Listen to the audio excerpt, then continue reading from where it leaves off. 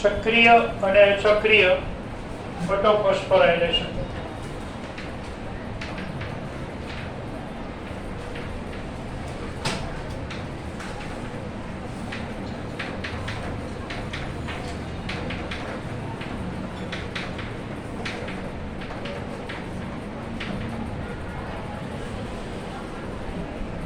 તો આપણે ગઈકાલે ઇલેક્ટ્રોનનું વહન સમજાવ્યું. હવે ઇલેક્ટ્રોનનું વહન બે પ્રકારનું હોય છે એવું આપણે ગઈકાલે ચાર્ટ લખ્યો હતો.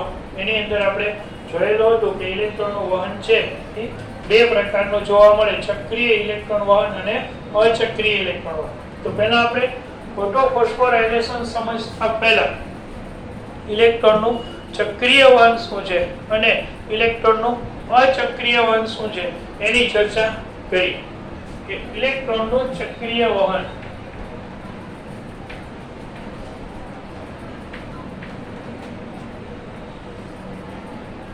તો જ્યારે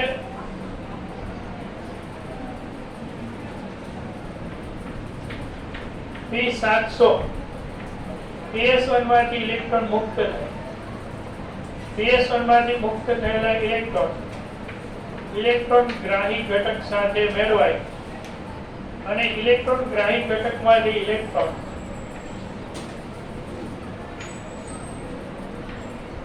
સાયટોક્રોમ ધરાવતા ETS માં પ્રવેશે, વિજાણુ પરિવહન તંત્ર, અને સાયટોક્રોમ ધરાવતા ETS માંથી ઇલેક્ટ્રોન ફરી પાછા P700 ના પ્રક્રિયા કેન્દ્ર ક્લોરોફિલ લેયર પાસે પહોંચી છે. તો ઇલેક્ટ્રોનનું ચક્રીય વહન કહેવાય. ઇલેક્ટ્રોન P700 ના ક્લોરોફિલ A ના અણુમાંથી 700 નેનોમીટર તરંગ લંબાઈના શોષણને કારણે ઉત્તેજિત થાય. ઉત્તેજિત થયેલા ઇલેક્ટ્રોન પ્રાથમિક વિજાણુ ગ્રાહક પાસે પહોંચે અને પ્રાથમિક વિજાણુ ગ્રાહક પાસે તે ઇલેક્ટ્રોન સાયટોક્રોમ ધરાવતા CYT એટલે સાયટોક્રોમ ધરાવતા ETS માં પ્રવેશે, ઇલેક્ટ્રોન પરિવહન તંત્ર ETS, અને સાયટોક્રોમ ધરાવતા ETS માંથી આ ઇલેક્ટ્રોન છે એ ફરી પાછા P700 મારફતે પહોંચી જાય. તો આ રીતના સાયક્લિક પ્રક્રિયા થાય અને ઇલેક્ટ્રોનનું ચક્રીય વહન તરીકે ઓળખાય. અને આ પ્રક્રિયા દરમિયાન ઇલેક્ટ્રોન જ્યારે સાયટોક્રોમ પરિવહન તંત્રમાંથી પસાર થતા હોય, આ દરમિયાન ઊર્જા ગુમાવતા હોય, જે ઊર્જા ADP સાથે ફોસ્ફેટ જોડી અને ATP બનાવતો હોય, બરાબર છે, તો ત્યારે આ રીતે ATP નું નિર્માણ થતું હોય એને ચક્રીય ફોટોફોસ્ફોરાયલેશન તરીકે ઓળખાય. ફોટોફોસ્ફોરાયલેશન એટલે ADP સાથે ફોસ્ફેટ જોડી ATP બનાવવાની પ્રક્રિયા. તો તમને આ ત્રણ શબ્દો ખાસ કહી દઉં. પહેલો શબ્દ છે ફોસ્ફોરાયલેશન.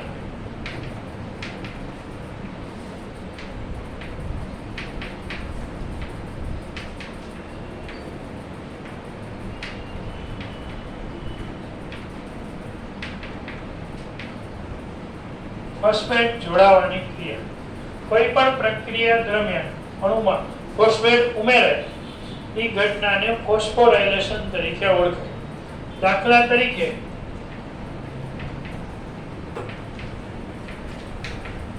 ગ્લુકોઝ સાથે ફોસ્ફેટ જોડીએ અને ગ્લુકોઝ ફોસ્ફેટ બનાવીએ આપણે, અને ગ્લુકોઝનું ફોસ્ફોરાયલેશન તરીકે ઓળખાય. કોઈ પણ પ્રક્રિયાથી કે કોઈ પણ અણુ સાથે ફોસ્ફેટનો અણુ જોડાવાની ક્રિયાને શું કહેવાય છે?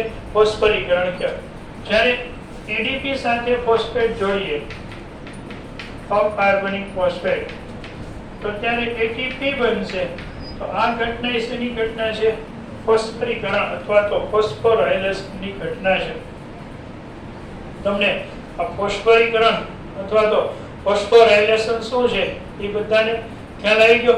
હવે આ ફોસ્ફરીકરણ બે પ્રકારે થાય છે. ADP સાથે ફોસ્ફેટ જોડવાની પ્રક્રિયા એ બે પ્રકારે થાય. પહેલું, જો આ ક્રિયામાં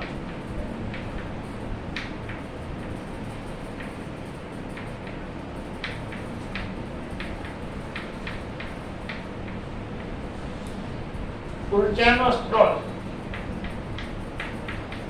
ફોટોન यानी कि प्रकाश शक्ति હોય તો આ ક્રિયાને ફોટો ફોસ્ફોરાયલેશન તરીકે ઓળખવામાં આવે. તો આ ક્રિયાને ફોટો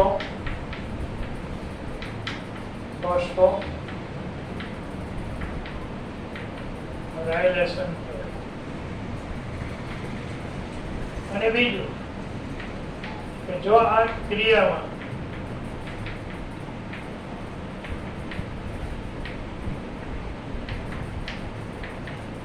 ઊર્જાનો સ્ત્રોત ઓક્સિડેશનની પ્રક્રિયા હોય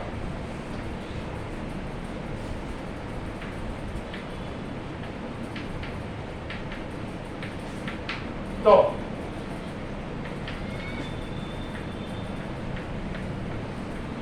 અને ઓક્સિડેટિવ ફોસ્ફોરાયલેશન કહે છે. આપણે અહીંયા ભણવાનું છે ફોટો ફોસ્ફોરાયલેશન. ખ્યાલ આવી ગયો? તો અહીંયા ઊર્જાનો સ્ત્રોત પ્રકાશ હશે, કારણ કે PS1 નું પ્રક્રિયા કેન્દ્ર ક્લોરોફિલ એ પ્રકાશ ઊર્જા ફોટોન શોષણ કરે અને ફોટોન શોષણ કરી ઇલેક્ટ્રોનનું ચક્રીય વહન થાય. આ દરમિયાન ઇલેક્ટ્રોન દ્વારા ગુમાવાતી ઊર્જાની મદદથી એટીપી બને, એટલે એને ચક્રીય ફોટો ફોસ્ફોરાયલેશન તરીકે ઓળખવામાં આવે. એટલું ક્લિયર કટ થઈ ગયું? હવે તો જ્યાં ચર્ચા કરી ત્યાર પછી એમાં આપણે ગઈકાલે ઝેડ સ્કીમની ચર્ચા કરી. ઝેડ સ્કીમ એટલે કે T680 PS2 માંથી ઇલેક્ટ્રોન મુક્ત થાય. મુક્ત થયેલા ઇલેક્ટ્રોન વિજાણુગ્રાહી પાસે પહોંચે. વિજાણુગ્રાહીમાંથી ઇલેક્ટ્રોન સાઇટોક્રોમ ધરાવતા ન્યુક્લિયસ માંથી ઇલેક્ટ્રોન T700 પાસે પહોંચે અને T700 માંથી ઇલેક્ટ્રોન ગ્રાહી ઘટક પાસે જાય. ઇલેક્ટ્રોન ગ્રાહી ઘટકમાંથી આ ઇલેક્ટ્રોન NADP+ ને મળે અને NADP H+H બનાવે. અહીંયા ઇલેક્ટ્રોનની સાયકલ પૂરી થતી નથી, એટલે ઇલેક્ટ્રોનનું આ પરિવહન અચક્રીય ઇલેક્ટ્રોન પરિવહન કહેવાય, અથવા તો આ પરિવહન છે અને ઝેડ સ્કીમ તરીકે પણ ઓળખવામાં આવે. હવે આ ઝેડ સ્કીમ દરમિયાન ઇલેક્ટ્રોન ખરાબ સૂત્ર કે હરિતકણમાં હોય ત્યાં ADP સાથે ફોસ્ફેટ જોડી અને ATP+P બનાવે તો આને અચક્રીય ફોટો ફોસ્ફોરાયલેશન તરીકે ઓળખવામાં આવે છે. એટલે અચક્રીય ફોટો ફોસ્ફોરાયલેશનમાં PS2 અને PS1 બંને સંકળાય, જ્યારે ચક્રીય ફોટો ફોસ્ફોરાયલેશનમાં માત્ર ને માત્ર કોણ સંકળાય છે? PS1. ચક્રીય ફોટો ફોસ્ફોરાયલેશન કોષમાં ક્યારે થાય? તો કે જ્યારે ATP ની વધુ માત્રામાં જરૂરિયાત હોય ત્યારે કોષમાં ચક્રીય ફોટો ફોસ્ફોરાયલેશન થાય, અથવા તો અચક્રીય ફોટો ફોસ્ફોરાયલેશનની નિપજનો વપરાશ ઓછો હોય, એટલે કે ભરાવો થઈ ચૂકેલો હોય ત્યારે ચક્રીય ફોટો ફોસ્ફોરાયલેશન થાય. જ્યારે ATP ની માત્રા વધારે જોતી હોય આવા સમયે ચક્રીય ફોટો ફોસ્ફોરાયલેશન થાય, અથવા તો અચક્રીય ફોટોફોસ્ફોરાયલેશનની નિપજનો ભરાવો થઈ ચૂકેલો હોય, આવા સમયે ચક્રીય ફોટોફોસ્ફોરાયલેશન થાય. એટલું ક્લિયર કટ થઈ ગયું બધાને? રેડી? તો ત્યારે ચક્રીય ફોટોફોસ્ફોરાયલેશન અચક્રીય ફોટોફોસ્ફોરાયલેશન થાય એની વાત હતી. હવે આપણે અચક્રીય ફોટોફોસ્ફોરાયલેશન ઝેડ સ્કીમ દરમિયાન કઈ નિપજ ઉત્પન્ન થાય? તો ઝેડ સ્કીમ દરમિયાન NADPH, ATP અને પાણીના પ્રકાશ વિઘટનને અંતે O2 આ ત્રણ એની નિપજ ઉત્પન્ન થતી જોવા મળે છે. એકચ્યુઅલી પ્રકાશ પ્રક્રિયાની ટોટલ નિપજ આ ત્રણ હોય છે. પછી ચક્રીય ફોટોફોસ્ફોરાયલેશન થઈ કે અચક્રીય થાય, આ ત્રણ નિપજ પ્રકાશ સંશ્લેષણની મેઇન જોવા મળે છે. NADPH, ATP અને O2. રેડી? હવે જ્યારે ઇલેક્ટ્રોનને NADP માંથી NADPH તરફ જવું હશે તો ત્યાં NADP રિડક્ટેડ ઉત્સેચક બહાર લે. આ NADP રિડક્ટેડ ઉત્સેચક ઇલેક્ટ્રોનને NADP તરફ મોકલે. એટલે જો NADP રિડક્ટેડ ઉત્સેચક હાજર હોય તો હંમેશાને માટે ઇલેક્ટ્રોનનું ચક્રીય વહનતા એટલે Z સ્કીમ અચક્રીય વહનતા એટલે Z સ્કીમ થાય. NADP રિડક્ટેડ ઉત્સેચક હાજર હોય તો ઇલેક્ટ્રોનનું હંમેશાને માટે અચક્રીય વહનતા એટલે Z સ્કીમ બને. પણ જ્યારે NADP રિડક્ટેડ ઉત્સેચક ગેરહાજર છે તો ઇલેક્ટ્રોન અહીંયા આવવાને બદલે ફરી પાછા ETS માં દાખલ થઈ P7 ને મળી જાય એટલે ત્યારે ઇલેક્ટ્રોનનું વહન કેવું થઈ જાય? ચક્રીય થઈ જાય. એટલે કે ઇલેક્ટ્રોનનું ચક્રીય વહન થશે કે ઇલેક્ટ્રોનનું અચક્રીય વહન થશે એનો આધાર કોના ઉપર હોય? તો કે ઇલેક્ટ્રોનનું ચક્રીય વહન થાય કે અચક્રીય વહન થાય એનો આધાર NADP રિડક્ટેડ ઉત્સેચક ઉપર હોય. જો NADP રિડક્ટેડ ઉત્સેચક હાજર તો ઇલેક્ટ્રોનનું અચક્રીય વહન અને NADP રિડક્ટેડ ઉત્સેચક ગેરહાજર તો ઇલેક્ટ્રોનનું ચક્રીય વહન. રેડી?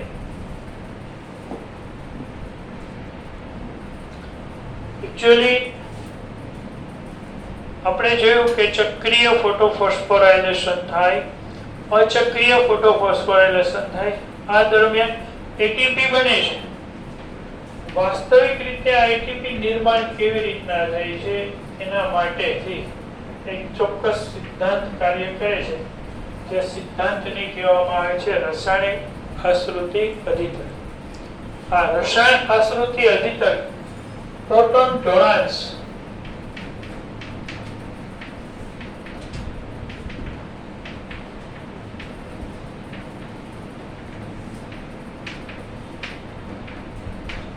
સાથે સંકળાયેલું છે.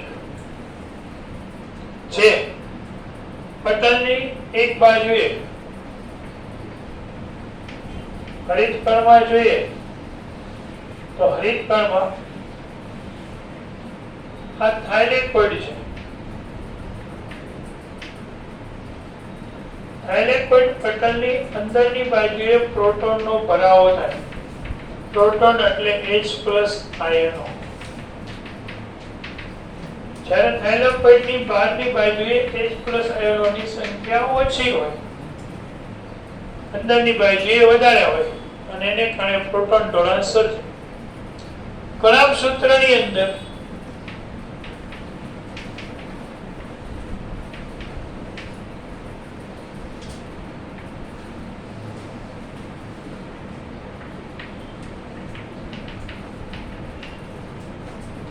અંત આવરણ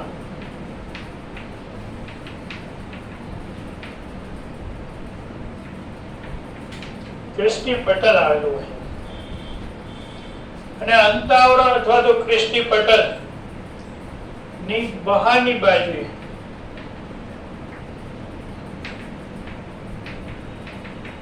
પ્રોટોનનો ભરાવો થાય.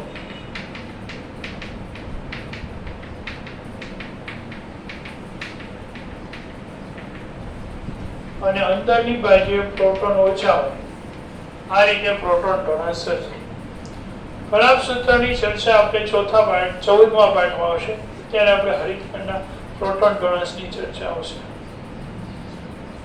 જ્યારે પ્રોટોન થાઇલેકોઇડમાંથી પસાર થાય ત્યારે ઉર્જા મુક્ત કરે, અને જે ઉર્જા એટીપી નિર્માણમાં વપરાય, તો કઈ રીતના ઉર્જા એટીપી નિર્માણમાં વપરાય તેની ચર્ચા જોઈએ. પહેલા તો આપણે શરૂઆતમાં જોયું કે પ્રોટોન બરાબર છે, એનો ભરાવો કઈ કઈ જગ્યાએ થતો જોવા મળે છે.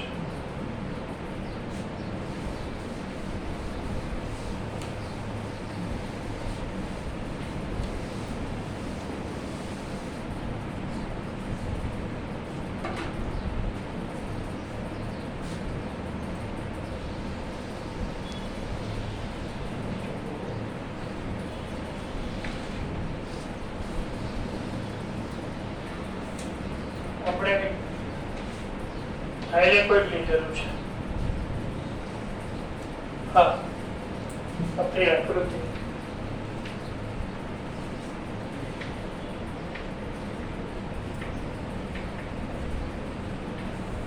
થાઇલેકોઇડની છે.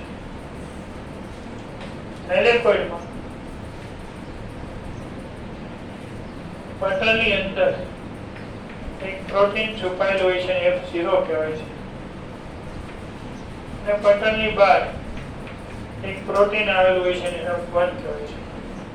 આ F0 અને F1 બંને પ્રોટોન ચેનલ માર્ગ રચે, અને જેને એટીપી ઉત્સેચક તરીકે પણ ઓળખવામાં આવે છે. થાઇલેકોઇડ પટલમાં પ્રોટોનનો ભરાવો કઈ કઈ ક્રિયા દ્વારા થાય છે એની ચર્ચા કરીએ તો પાણીનું પ્રકાશ વિઘટન થાય.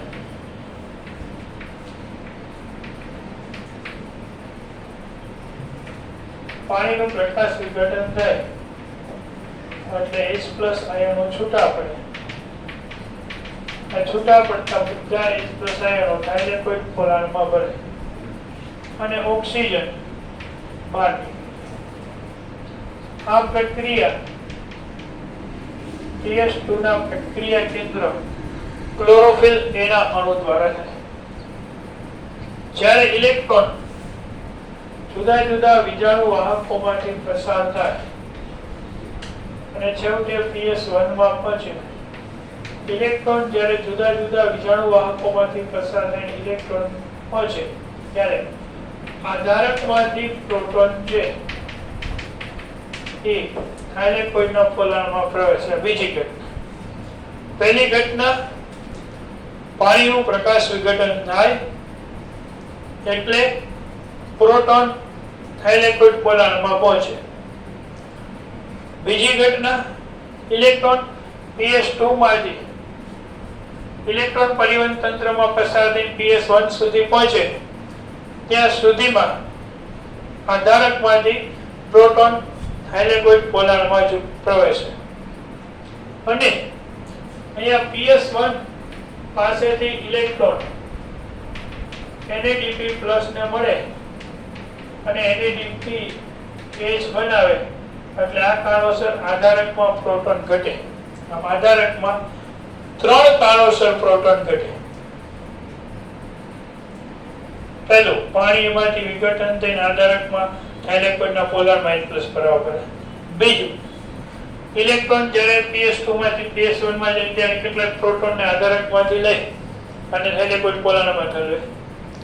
અને ત્રીજું કે NADP સાથે ઇલેક્ટ્રોન પ્રોટોનને જોડી દે, આ રીતે આધારકમાં પ્રોટોનની ઘટ થઈ જાય. ત્યારે થાઇલેકોઇડ પોલારમાં પ્રોટોનનો શું થઈ જાય?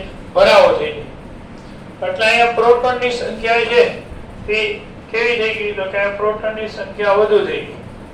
અહીંયા આખો બોર્ડ થાઇલેકોઇડ પોલાણ છે, તો થાઇલેકોઇડ પોલાણમાં પ્રોટોનની સંખ્યા છે એ કેવી થઈ જશે? તો કે થાઇલેકોઇડ પોલાણમાં પ્રોટોનની સંખ્યા ઓછી થઈ ગઈ. તો ઢાળ સર્જાણો ને વધુથી ઓછા તરફ, એને ઢાળ સર્જાયેલો કહેવાય.